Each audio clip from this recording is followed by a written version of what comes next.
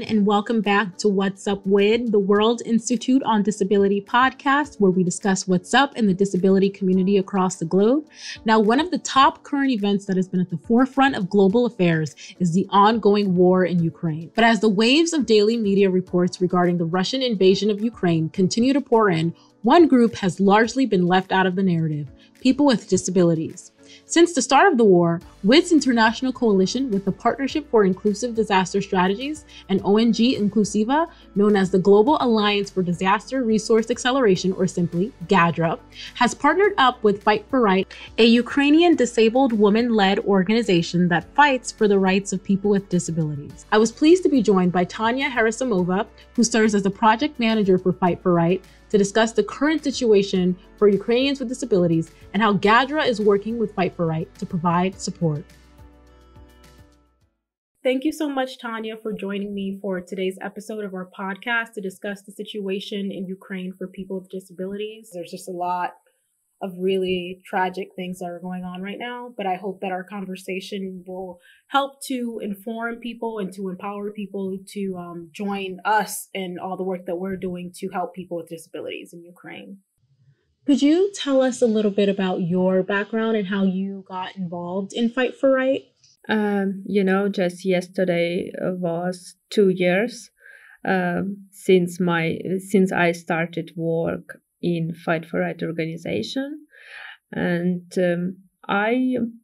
in 2019 I was a participant of one of the project of Fight for Right. It's a school of political participation for girls and women with disabilities named Liderka School, and I was alumna of the school and received this possibility to be an intern of Central Election Commission. And after my internship, the team invited me to join the team as SMM manager, and then I became communication manager, and now I'm working as project manager and also as coordinator of the Liderka School. Now, what made you want to get involved with Fight for Right to begin with? I'd love to hear about that. I was surprised that in Ukraine is such organization who protected rights, who not providing charity or something like that. There was organization not similar to anyone else in Ukraine, and I was happy to join them and to do this work. I was amazed by the work of Yulia Sachuk, head of the organization, because I know that she and team and a lot of activists prepared to UN Committee of CRPD alternative report about human rights, about rights of people with disabilities in Ukraine, and I was shocked then that some people in Ukraine doing such work, and that was unbelievable for me. Yeah, I've been so enamored with the work that Yulia has been doing, and she's such a powerful voice and a leader, and it's so great that we get this opportunity to collaborate with her to help support Ukrainians with disabilities and get to work with Fight for Right as a whole. So you really have an incredible team over at Fight for Right. What's the current situation for Ukrainians with disabilities, especially those that have been placed in institutions? If you can provide us with an update on what that current situation is for them. Day by day, the situation becoming worse and worse in Ukraine, especially for people with disability. People staying prisoners on their apartment without any help, with humanitarian blockade, and they are prisoners twice when they are in close institution. Institution for people with disability already have been the targets of Russian aggression. Therefore, it's critical that state actors and humanitarian organizations prioritize the safe evacuation of these people. And people have no choice. They can't ask volunteers for evacuation like people who live in their own home, and they just need to wait if someone will save them, and it's a really horrible situation. And I know also people who live in not in close institution, but they anyway hopeless because they even don't know which they could ask for help. It really is just so tragic that it just seems to be getting exponentially worse every single day for Ukrainians with disabilities. If you can tell us about the work that Fight for Right is doing in collaboration with the Global Alliance for Disaster Resource Acceleration to help Ukrainians with disabilities? Yes. Since the beginning of the war, Fight for Right has managed to create an international initiative to help Ukrainians with disabilities, including now about 40 volunteers and experts from around the world. And our main activity now is emergency response, and we so appreciate that Global Alliance for Disaster Resource Acceleration and World Institute of Disability helping us and involved in this process. And our main activity now is to save people, to help with evacuation by regular specialized transportation in ambulances, providing housing in Ukraine and abroad, legal advice in crossing the border, documentation in the European Union. Also, we're trying to provide to people medicine, medical supplies, food, rehabilitation services, assistive technologies, psychological support, financial support, and also now we supporting people who were evacuated, because for many people we are the only contacts which they have in whole world and where they could ask for help. So we trying to be in touch with all people which we saved, and our work not ended after the evacuation. I think it's so important to highlight the work that we're doing together because, of course, we constantly, when we turn on the news here in the United States and I'm sure abroad, we're hearing about the situation that's going on in Ukraine, but they're not talking about people with disabilities. So it's very important for us to have this conversation to discuss the needs that people with disabilities have, because I do feel like they have been neglected, which often happens with any kind of disaster or crisis situation. It's usually people with disabilities don't get the publicity that they deserve. So it's very important. And I'm so happy that you're joining me as a guest to talk about this really important topic. Thank you to raising this topic. I also think that it's very important. And, even from my side, what I see that about us talking about international level, not so often like we want, but they are. But in Ukraine, it's even worse, because it's really seldom messages from our states, from our journalists about people with disabilities. So we're trying to do our work and to raise this topic on all levels.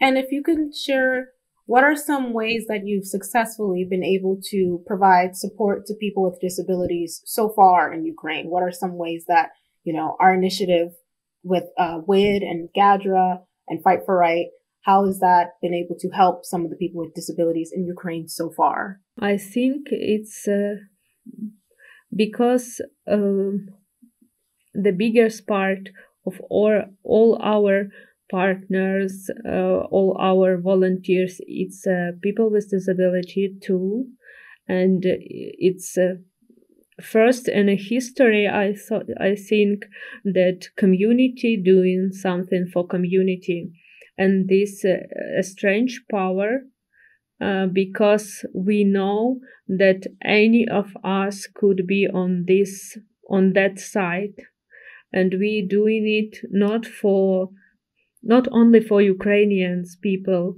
but people do it for themselves, because war is closer than we can imagine. And I think that people who doing this work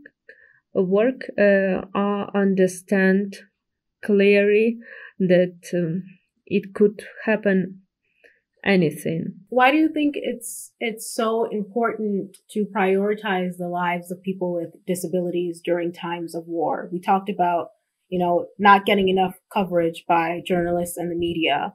Why is it important that changes? Why is it so important that we need to prioritize people with disabilities in these times of war? Because people with disability are at significant risk due to limited access to suitable supplies, safe evacuation pathways, inaccessible warning system, bomb shelters, inaccessible evacuation center, and even inaccessible border crossing and any other things.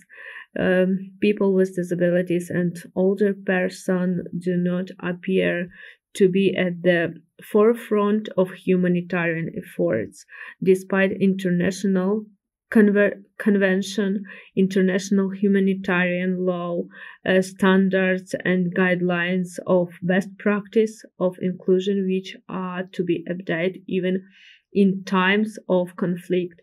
And now we need to do anything to change this situation. And yes, we, like months ago, we were not expert of evacuation, but now we need to become this expert, and also all people need to change this way for people with disabilities, and need to prioritize them, because we need support and we can do it ourselves. And we were discriminated. It was not accessible to live for us, and now in the situation of war, we really need support of other people, because our lives also matter. What would you say to the government officials in Ukraine about how they need to prioritize people with disabilities right now? I know that it's hard time also for our state authorities, and they trying to do a lot of things that they were not ready to do. But yes, they really need to prioritize us. We need just to be evacuated like all other people who need help, like women, like children with disabilities. We just need, even not a lot, we need accessible transportation. We need a possibility to be evacuated, because not all people can leave country by regular car. because they need medical transportation. And I think that it should be one of the priority of our government to provide such transportation and to provide accessible evacuation. And why do you think that it's important to also prioritize people with disabilities who are multiply marginalized? So Black, Brown, LGBTQIA plus, women, children, like you mentioned. Why is it important that they are also prioritized during this war? Because it's even harder to exercise your rights when you have more than one identity which you could be discriminated. You have no chance when you Black, lesbian on a wheelchair. So it's also about that we have no chance without help. We need to be visible. People just need to see that we need their help, and we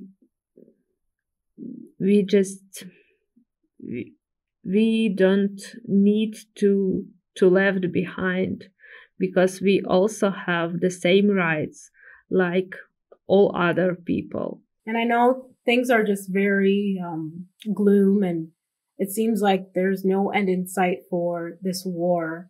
But what advice would you offer to, Ukrainians with disabilities right now during this time to get them through this terrible period? What advice would you offer to them to stay strong? One of my advice is not to be scared to evacuate, because a lot of people have no experience of travel, and they really scared that they will not have help abroad, but the whole world supporting us very much, and a lot of countries ready to help us with housing, to be just to help us to be in safety. And I want to say to all people with disabilities in Ukraine that we will back home, but now we need to be in a safe place, because we have no supplies to be there, to stay there. For those of us who are abroad and internationally, why is it important that people donate to help us to support these people with disabilities in Ukraine? Why should people donate? Because only people could save the people. Because now our states, our international partners, international institutions have a lot of tasks, and just all what we do now, it's thanks for the people. A lot of people with disability already donated us, and this is amazing, because we couldn't imagine. We started collecting the money before couple weeks before the war, because we wanted to provide psychological support for people with disabilities in Ukraine.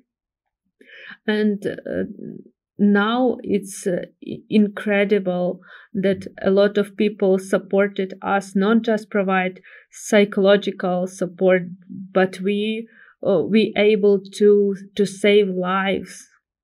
And this is really, really important. And without all of you, all of these people, we couldn't able to do this. Absolutely. Your support will help us to save lives. And stay tuned for our next segment, where I will explain how those of you at home can donate. But thank you so much to you, Tanya, for sitting down with me and having this very important conversation. I hope that it's a step in the right direction, and it empowers people at home to want to help us in this fight that we're currently in. So thank you, Tanya. Thank you, Ashley. Thank you so much to supporting people with disabilities in Ukraine. Thank you.